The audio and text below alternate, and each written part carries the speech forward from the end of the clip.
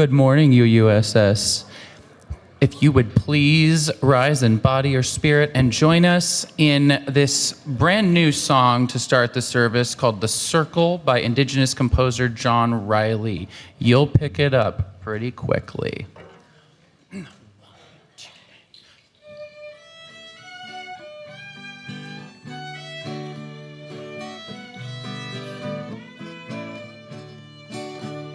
There's a place for you in the circle. The circle can expand. Come and join the circle. All people hand in hand.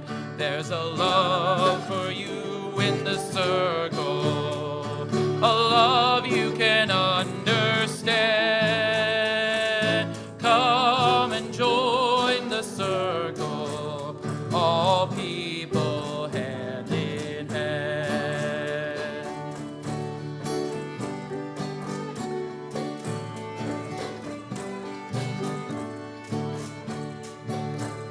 There is peace for you in the circle. Non-violence is our plan.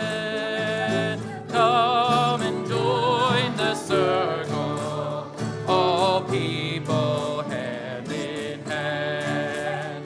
There is strength for you in the circle, as together we all stand. Come and join the circle, all people hand in hand.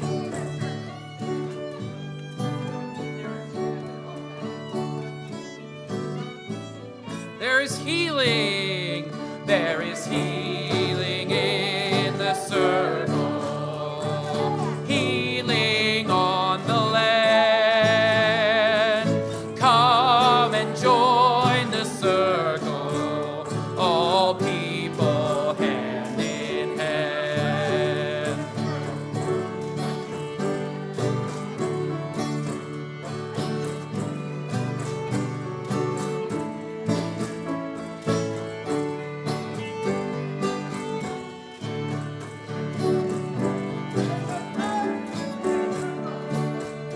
There's a love for you in the circle, a love you can understand. Come and join the circle, all people hand in hand. There is peace in the circle, non-violence is our plan.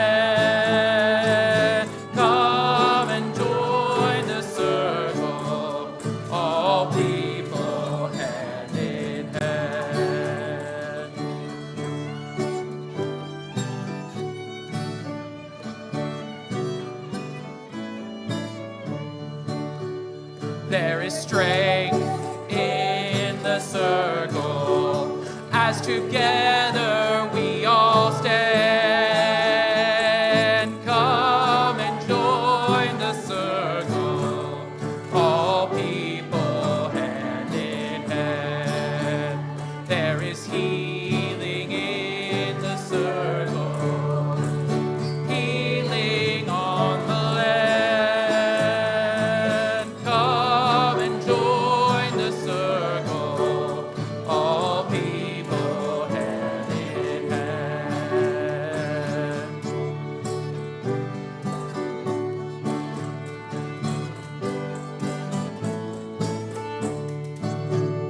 There's a place for you in the circle.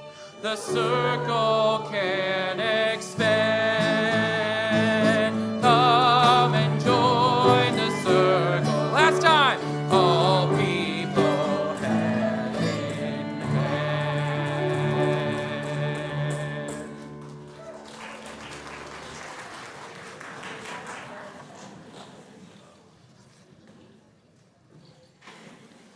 Good morning. Good morning, Celia. And thank you to the AV team that scrambled when everything froze and was able to get it from a different place. They're great. So, welcome to our Sunday service. Whether you're with us here online or here in person, we are so glad that you're here, and we are stronger in community. The mission of this congregation says we come together to deepen our lives and be a force for healing in the world. And we invite you to explore the ways we strive to live out this mission. I am Celia Buckley, one of the several lay worship associates serving today, along with the Reverend Lucy Bunch. The Dr. Reverend Roger Jones is preaching away in Livermore today and will be back next week. We offer an order of service. Mine's taped down, I can't hold it up. If you wish to follow along, it's on the back table, and for those online, there should be a link in the chat, and you can also get a copy on our website. If you are new to UUSS, please fill out a newcomer's card. We have that available out in the social hall, at the welcome table just to your left as you exit, and also there's a link online. And if you give us your email, you can get a weekly message about things that are happening here weekly at UUSS. I have an announcement. The parking lot towards the end, close to the minister's offices, will be trenched on Wednesday to allow improved water access to the trees in our parking lot. So if you come to church for any reason, Wednesday, Thursday, perhaps Friday, you'll be able to come in and park the same way, but you won't be able to make the usual circle around to leave. You'll need to make a U-turn to go back out so you don't drive over the trenching. Included in your order of service is a blue sheet. Everybody got one? Hold one up, somebody else? Yay, okay. So this has, it's blue, so you can find it, and has upcoming activities for the week. So it's published weekly, and you can also find that on the website. Just a couple of highlights to bring attention to today. The People of Color Caucus meet and greet is here in the main hall after the service. Please come for light refreshments, introductions, and conversations if you identify as Indigenous, a person of color, or have a mixed racial background. So that'll be here in the social hall. Next, excuse me, this is the sanctuary, here in the sanctuary.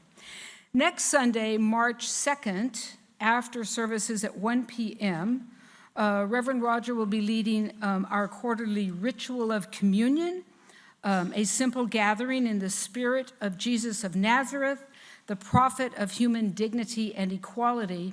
All are welcome, and you do not need to identify as Christian to appreciate this ritual. And we have another chance for you to make your voice heard for our unhoused neighbors. UUSS is partnering with Sacramento Area Congregations Together, SACT. It's a 30-year-old coalition of over 40 multi-faith groups in the Sacramento area in a series of lobby days focused on housing and homelessness.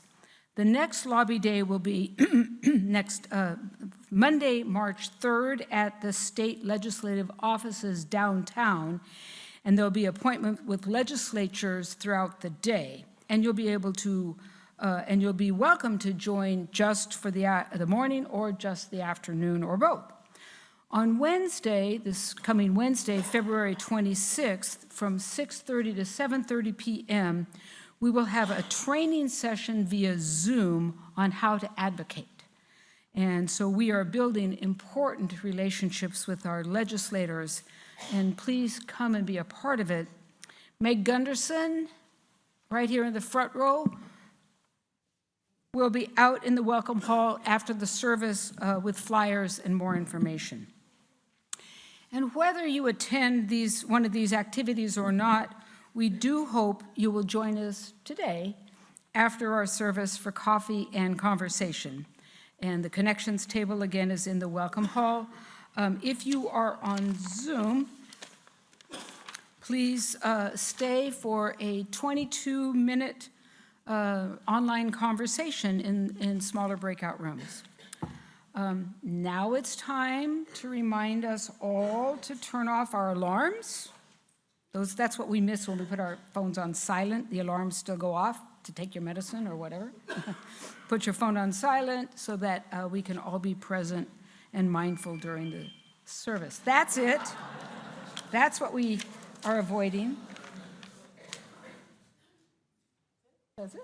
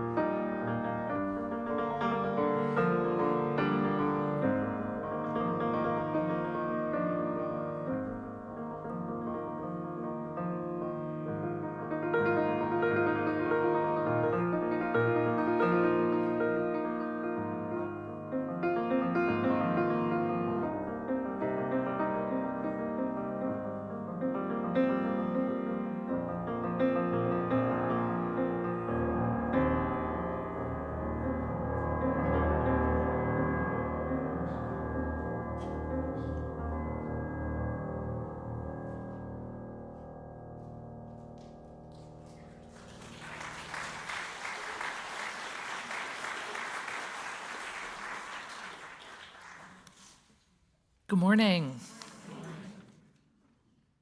It's good to be with you this morning. Our chalice letter is Lily. Come on up, Lily.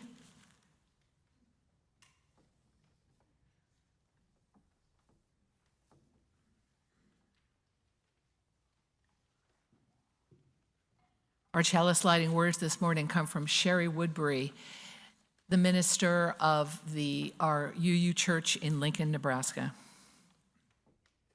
Spark of spirit, cupped in earth's embrace, light of love, alive in all creation. We kindle this flame, and we rekindle our connection to the sacred web of life.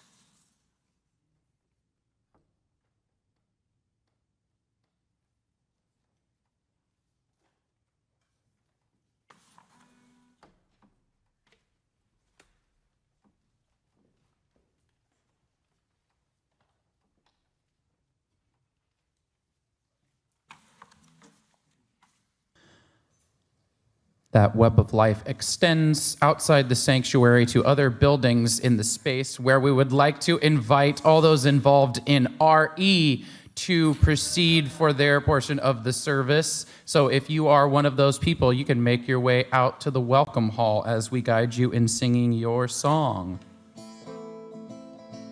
You gotta put one foot in front of the other and lead with love. Put one foot in front of the other and lead with love. You gotta put one foot in front of the other and lead with love. Put one foot in front of the other and lead with love. Don't give up hope. Don't give up hope. You're not alone.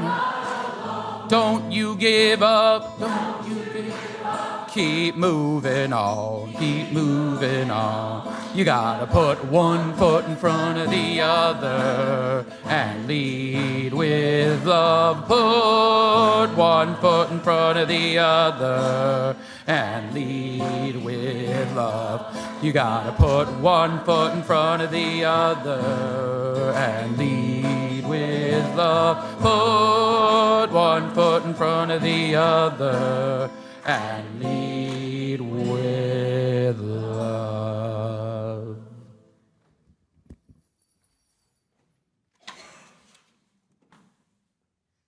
Let's all take a deep breath together and settle into the space.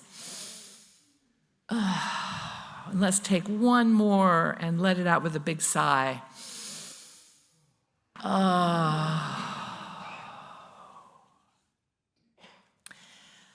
Through challenging times, we find strength in community.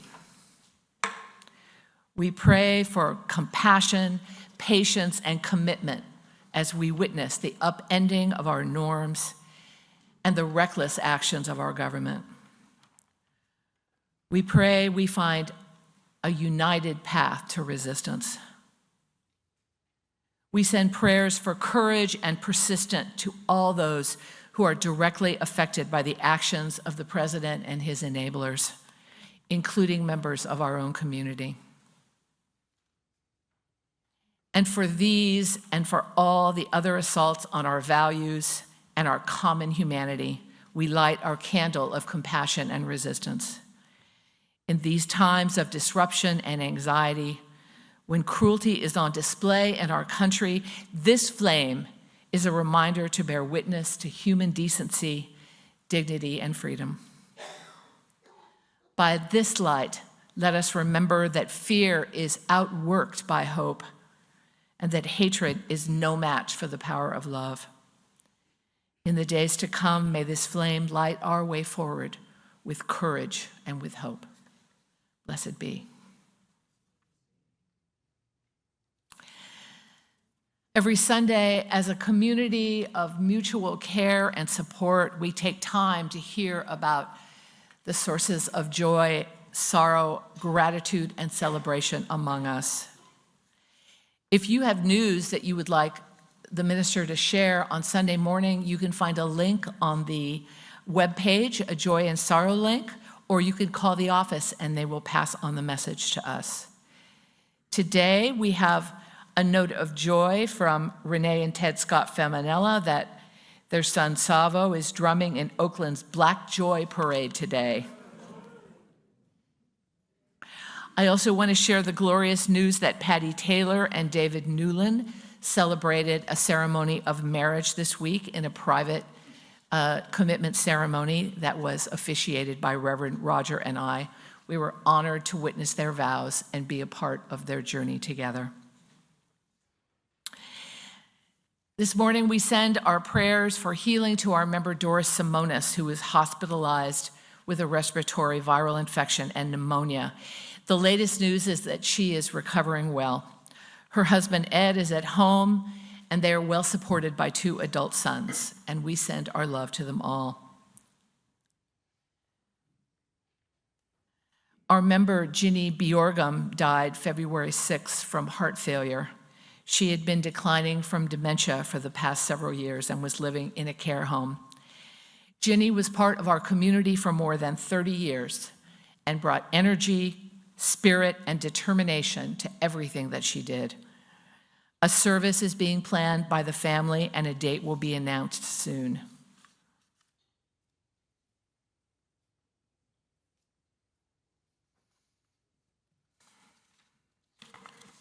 I don't know about you, but I'm finding that it's very important in these times to have a spiritual practice, a centering practice, a way to calm my nervous system, a way to remind me that there's more people who believe that love is important than there are people that endorse hate.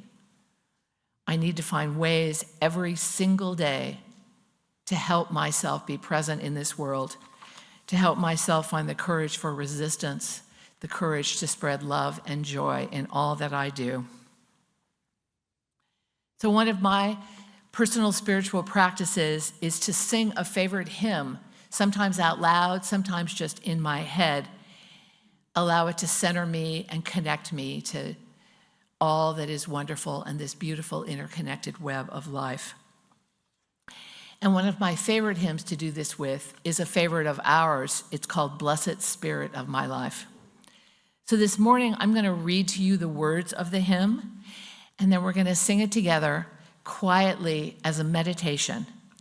And then we'll take a minute of silence following our singing of the hymn for you to have some time for your personal prayers and reflection. So here are the words to Blessed Spirit of My Life. Blessed Spirit of my life, give me strength through stress and strife. Help me live with dignity. Let me know serenity. Fill me with a vision. Clear my mind of fear and confusion. When my thoughts flow restlessly, let peace find a home in me. Spirit of great mystery, hear the still small voice in me.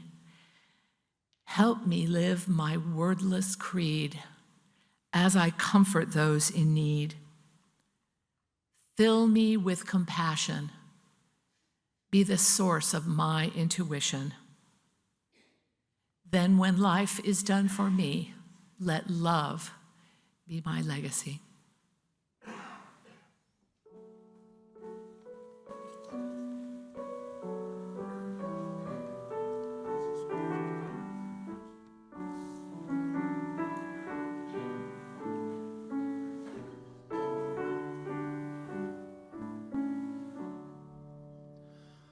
Blessed Spirit of my life, give me strength through stress and strife.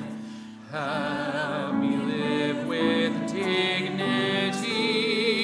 Let me know serenity. Fill me with a vision. Clear my mind of fear and confusion. When my thoughts flow restlessly, let peace find a home in me. Spirit of great mystery, hear the still small voice in me. Help me live my wordless creed as I comfort those in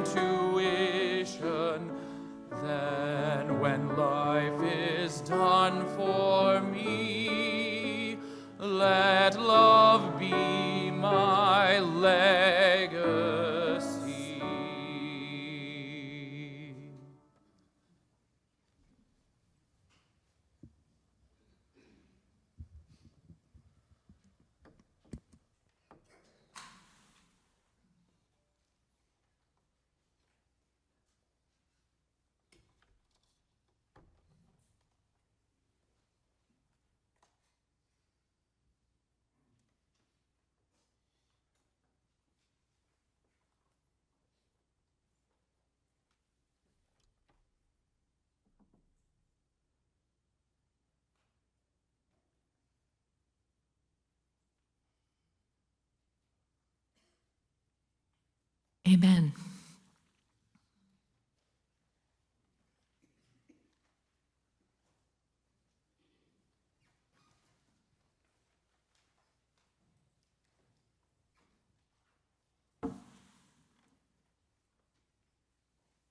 This morning, our service theme is about the Klamath River and the removal of the dams from the Klamath. I chose this reading from Braiding Sweetgrass by Robin Kimmerer. It tells of the salmon migration and of the indigenous people who honor it. For the Yurok and Karuk tribes in the Klamath Basin, they believe that the great Maker gave them the salmon to nurture and sustain. They believe they have a responsibility to care for the river and for the salmon. This reading is a memory from the times before the dams limited the salmon run in the Klamath River.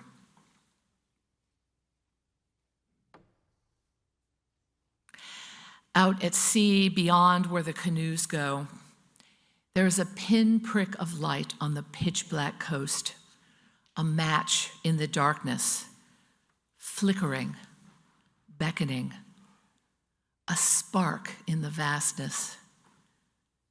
The time has come. As one body, they turn to the east, toward the shore and the river of home.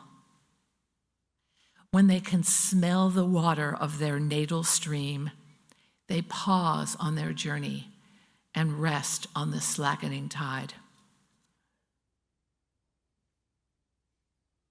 The tribe are all standing along the river, singing a welcome, a song of praise as the food swims up the river, fin to fin. The nets stay on the shore. The spears still hang in the houses. The hooked-jawed leaders are allowed to pass, to guide the others, to carry the message to their upriver relatives that the people are grateful and full of respect.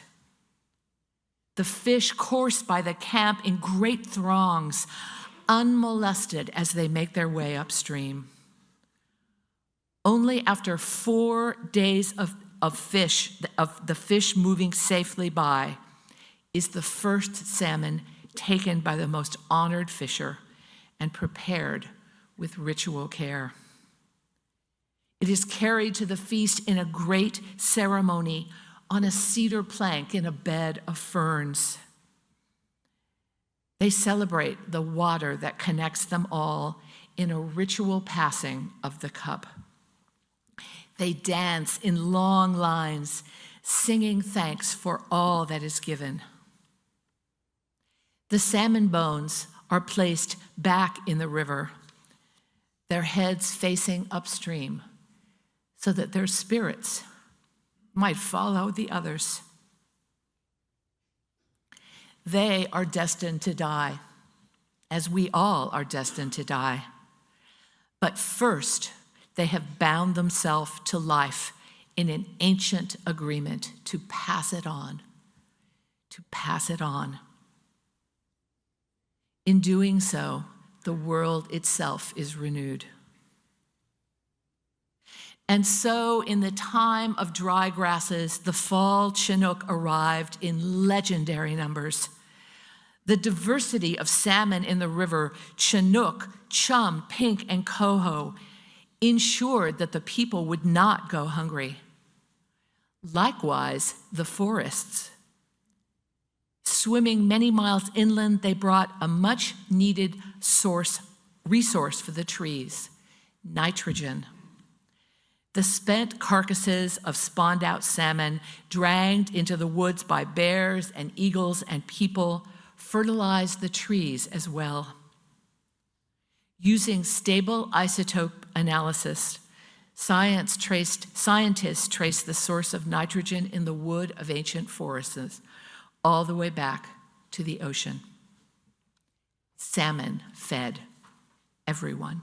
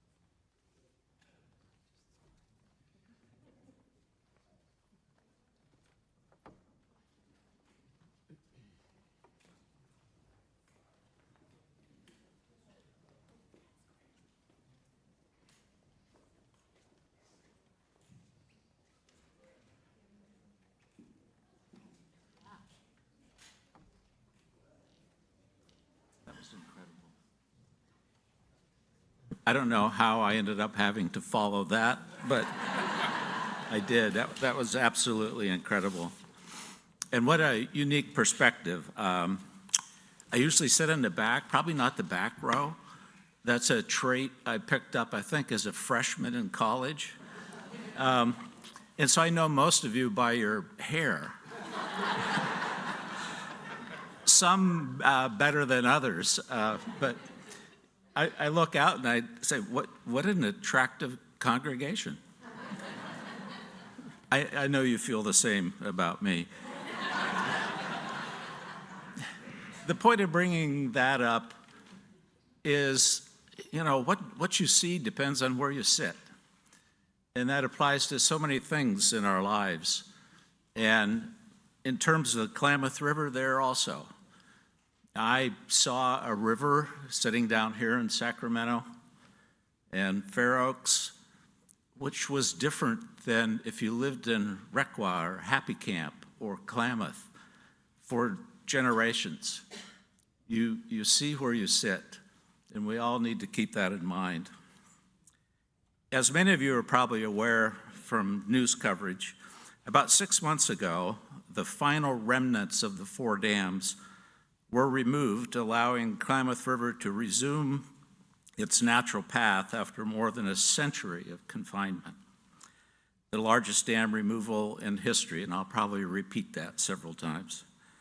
The Klamath Dam removal was a physical challenge and a physical accomplishment, but more importantly, it was a spiritual commitment and a spiritual fulfillment.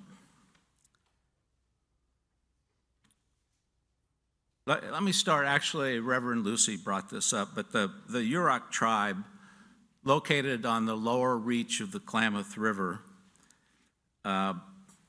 dated back at least 13,000 years, probably longer, have handed down generation to generation their creation story, which was they were put there on the Klamath River to care for and protect the river, the forests, and their brothers and sisters, the salmon. When I first came in contact with the proposal to remove the 4 dams, I viewed it as a large ecosystem restoration project.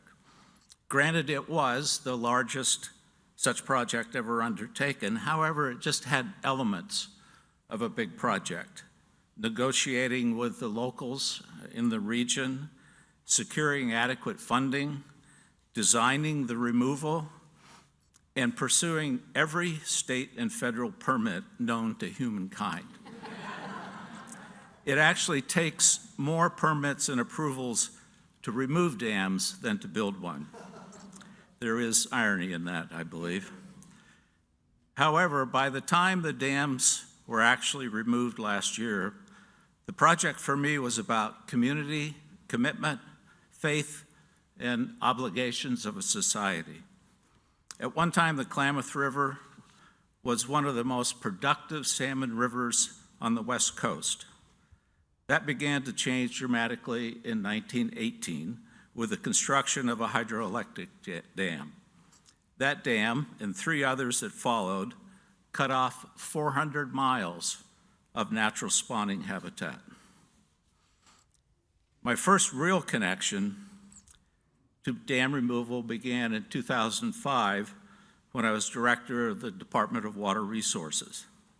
The federal license necessary to operate hydroelectric dams was expiring in 2005, and negotiations had been ongoing with the tribes, the owner of the dams, Pacific Corp, and environmental organizations, farmers, and an array of state and federal agencies. I guess we would refer to federal agencies as deep state now. I simply assigned a capable person to be part of that process and monitored.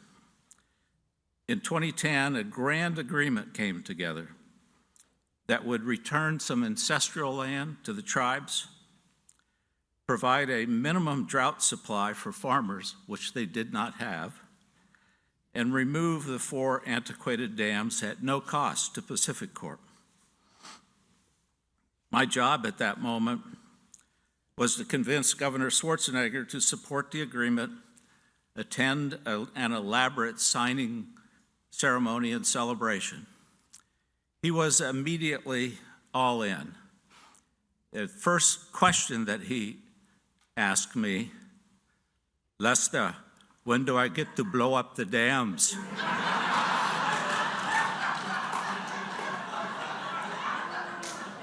When I occasionally run into him since then, he asked, did you lose my number? I don't want to make light of him. He was all in on this, both for the salmon and the tribes. Unfortunately, that master agreement required congressional action by 2015, but was blocked by Republicans, and among their reasons was it was too generous to the tribes. A new effort had already begun in 2016. A nonprofit corporation, the Klamath River Renewal Corporation, was launched to take ownership of the dams and remove them. I joined the board along with other interests, including the Karuk and Yurok tribes. Over the next few years, I toured river communities, met with tribal councils, held public meetings that often drew members of the militia in Siskiyou County, and learned about the indigenous people and their communities. In so doing, I not only learned of historic abuses, treaty violations, but the current level of bigotry in the region. While the Yurok Tribal Council has so many pressing issues to deal with, tribal poverty, drug use, health care, and a high young adult suicide rate, they never lost focus on the responsibility assigned by their creator. When Pacific Corps, owner of the dams, was sold to Scottish Power, they raised foundation funds, traveled with other tribes to Scotland in 2004 to perform their salmon dance for the board of directors, and they explained the importance of salmon to the tribe and to that region. They may have also mentioned their billion-dollar lawsuit against Scottish Power. In 2005, Scottish Power, so within a year of that trip, sold Pacific Corps to Warren Buffett and Berkshire Hathaway. The tribes again raised funds and traveled several times to Omaha to make the point for Mr. Buffett, and allegedly left him quite a number of dead salmon when they left. When something good happens, there are many who claim a piece of the success. To be clear, there are many people that helped move this incredible project to successful completion. However, let there be no uncertainty. The dams would still be there, except for the incredible commitment, faith, and hard work of the indigenous people of the Klamath Basin. Through many setbacks, roadblocks, they maintained a commitment to their creator and ancestors while building a future for many generations to come. For me, it started as a large ecosystem project with many technical details, but what I learned was about faith, perseverance, undying drive for a better future. Of course, it was always about the river and the salmon for the Yurok and Karuk, but it was also about being seen, being heard, and providing for the future of their children. In these stressful times, there is much we can learn from our indigenous brothers and sisters. As a footnote, since the dams have been removed, over 1,000, some estimates as many as 10,000 salmon have migrated upriver past the dam sites and resuming their journey that they've taken for hundreds of thousands of years. Many people said it couldn't happen, and it's really through their commitment that it did, and I learned much. Thank you.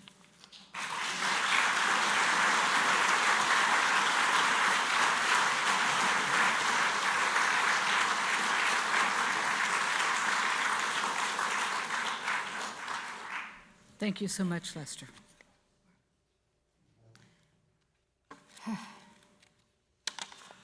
So.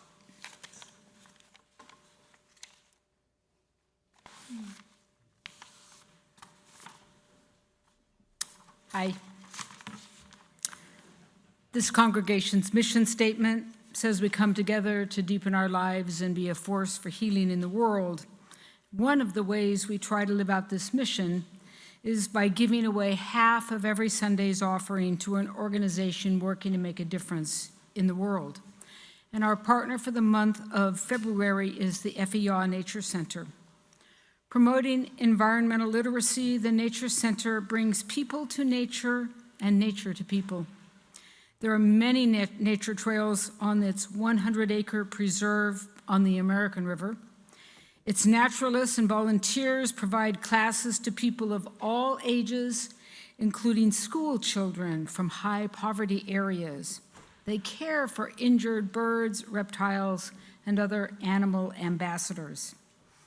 UUSS is proud to have many members who support the center, including Nancy Opersall, who is 93. Nancy is rehabilitating after a recent fall, and we know she wants to get back out there with the children at the Nature Center. The FER Nature Center receives no county or government funding, only donations and grants. Our generosity makes a huge difference. Thank you for your generosity to UUSS and our community partner. This morning's offertory will now be given and received.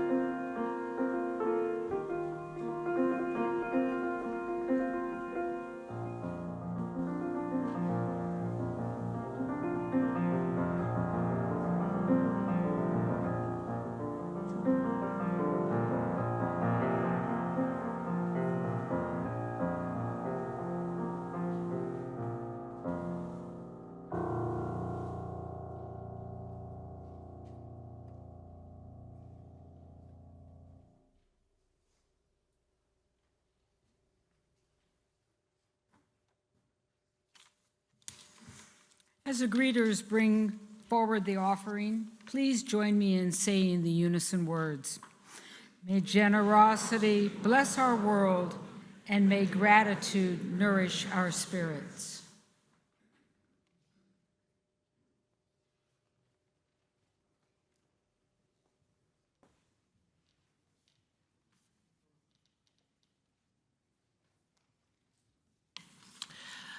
I want to thank Lester Snow for his remarks and for sharing his wisdom and his experience with us. We are an amazing congregation of people with stories, each of us with stories that can enrich us all.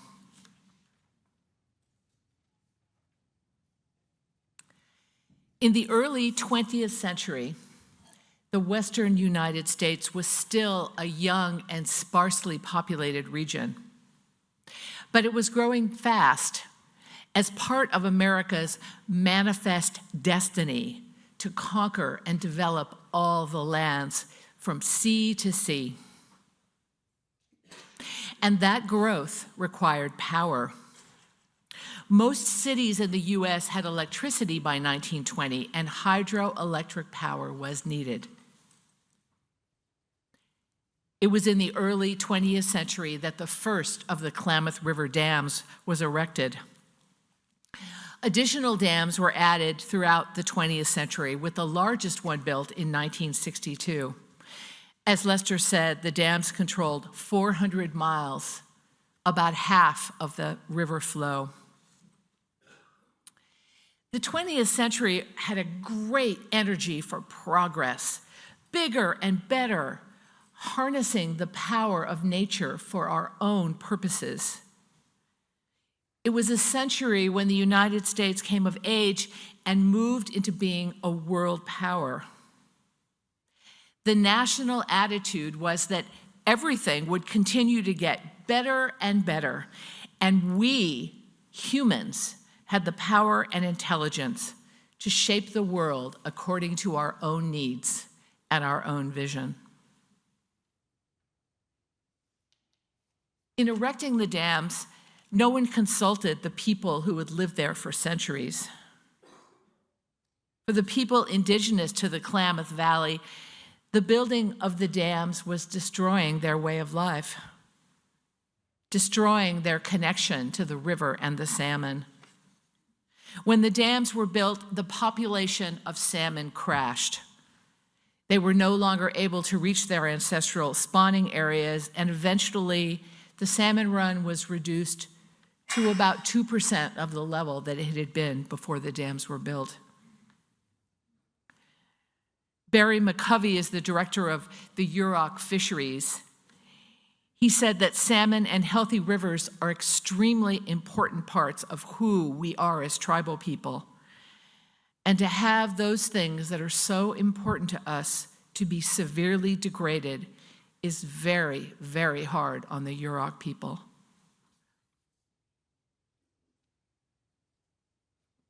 But as you know, that's not the end of the story.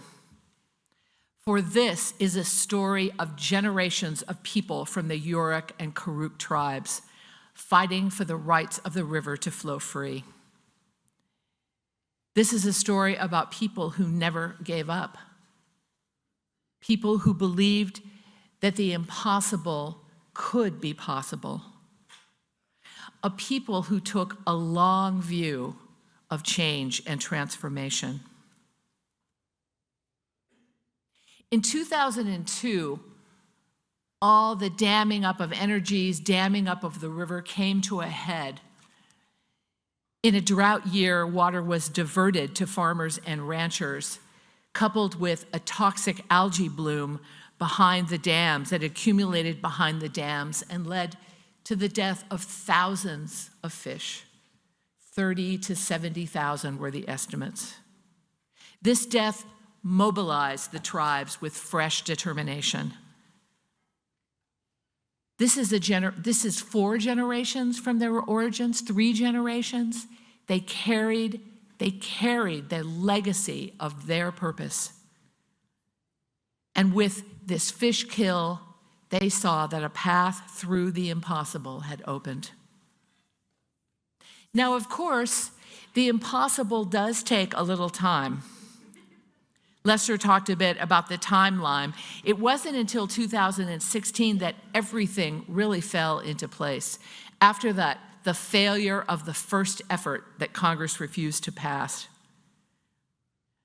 It wasn't soon after that that most everyone wanted the dams to come down, including the company who owned them and didn't want to invest in bringing them up to modern standards. In 2022, finally, the Federal Energy Regulatory Commission surrendered the 4 dams licenses and approved the decommissioning process. Now, I'm sure you can imagine not everyone wanted the dams to come down. Lester spoke about the militias that were at the community meetings. Transformation involves loss. Loss opens the door to fear. Fear creates resistance. Like our early 20th century ancestors, American culture still clings to the idea that progress is moving forward, even if something doesn't serve us anymore. We cling to the idea that we should be able to solve our problems without anyone ever getting hurt or anyone experiencing any kind of loss. Loss is considered failure. This is part of the broader sense of our culture that resists the knowledge of death, resists grief, and often gets stuck in anger as part of the grieving process. And as we well know, in the United States, freedom means having things the way we want them, each of us want them, without consideration of others or consideration of the natural systems that hold and sustain us all. But the loss with the dam removal was real. The dams had created reservoirs that are now gone along with the livelihoods and property values of the people who live there. And holding back the river for more than 100 years created a toxic sludge. People feared that the heavy metal in the sludge would kill the land, would poison their animals, would poison their wells. Hysteria, lawsuits, protests all ensued. In response to a question about what do you say to the people who are losing their property and their livelihoods, a spokesman for the Yurok tribe said, "It's a tough one. People are suffering and feeling loss. But this is about the greater good for the Klamath Basin ecosystem and for the region at large. We've suffered also through history. We know what it feels like to lose something that's important to you, and we feel for those people up there." Somehow, despite it all, the dams came down. The money was found. The plans were set. The multitude of approvals were approved. And by August of last year, all 4 dams had been removed and restoration had begun. The native people's dreams were realized, dreams that they never lost for more than 100 years. Their dream that the salmon could once more swim freely to their ancestral spawning grounds. But it was ugly. It was ugly. I've seen the pictures. I almost showed them to you, but I figured you could look them up yourself. Imagine these drained reservoirs. Lack of oxygen in the sludge killed all the non-native fish. The drained reservoir beds kind of look like a hellscape, oozing with black sediments. The river flowed with a coffee-colored sludge for several months. Transformation involves loss. Change requires letting go. The natives say, trust the river. Trust the river to know how to heal. Be patient. The river knows. Restoration began in the fall in the drained areas. Native seeds and plants that were grown in farms all around the region were planted. The native tribes were hired to do the planting. 20 billion seeds were distributed by helicopter. 80,000 plants planted by hand. It's expected the investment in the restoration is a 5 to 10 year process. And yet, already, new seeds have sprouted in dry reservoirs. Native plants are blooming. And in the dry reservoir beds, pollinators are returning to pollinate the native flowers. There's a beautiful video you can see about the restoration process showing people beaming with pride at their work.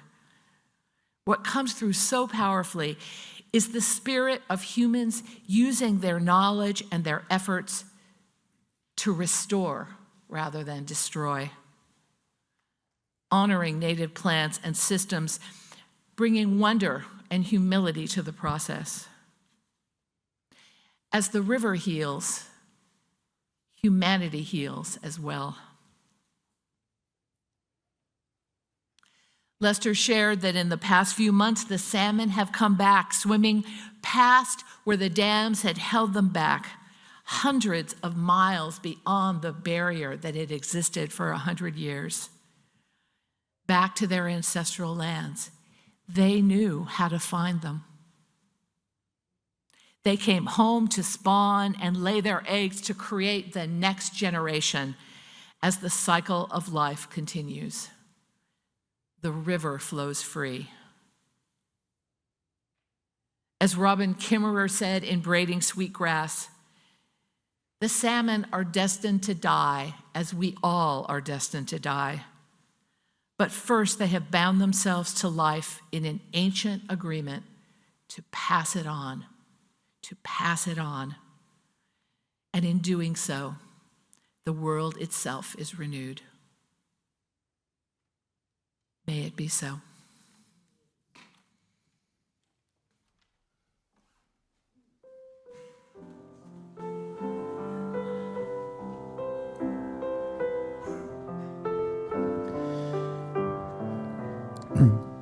In consideration of that cycling of life, let us sing For the Earth Forever Turning. For the earth forever turning, for the skies, for every sea, for our lives, for all we cherish, sing we our joyful song of peace.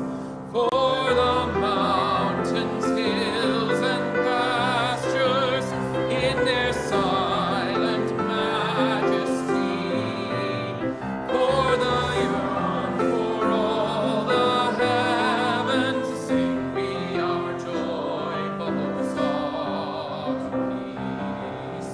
For the sun, for rain and thunder, for the seasons' harmony, for our lives, for all creation, sing we our joyful praise to thee.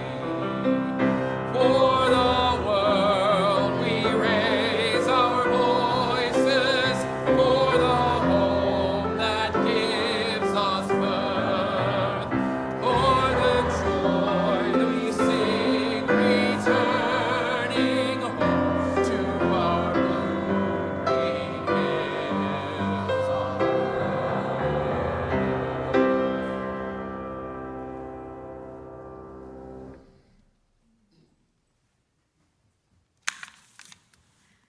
Please join me in speaking together these words as we extinguish the chalice.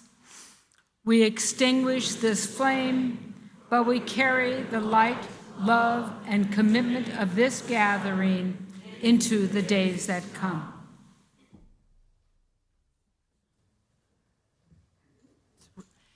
Let's open our arms up to the past, the future, to possibility, to love, to our beautiful world. Never take a river for granted. Promise me, never take a river for granted. Never take our earth for granted, our beautiful world. Let us speak up. Let us live fully into this interdependent web that holds and sustains us all. And always remember that the impossible only takes a little bit more time.